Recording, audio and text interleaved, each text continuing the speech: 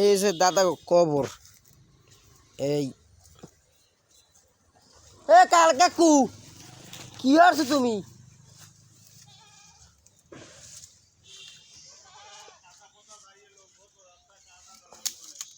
এই যে মোর দাদার কয়বর, এই এসে তোমার আব্বার কয়বর, আর ওই এসে সোরাপ মোল্লা কয়বর। জম্মের মতো জঙ্গল কাকু, বুঝছো, একদিন সাফ করা লাগে, বুঝছো।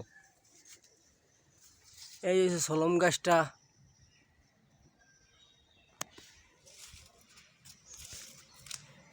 ওই সলম গাছে সলম, ওই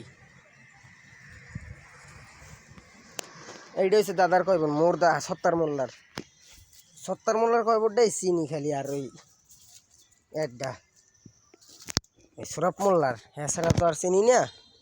এই মনে হয় হিন্দি আছে তোমার আব্বার কয়বর, এই বুঝছো।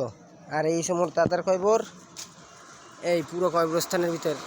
এই আমি একদিন সাফ করবো আনে, দুজন লইয়া বা একজন আরেকজন লইয়া সাফ করবো আনে, বুঝছো।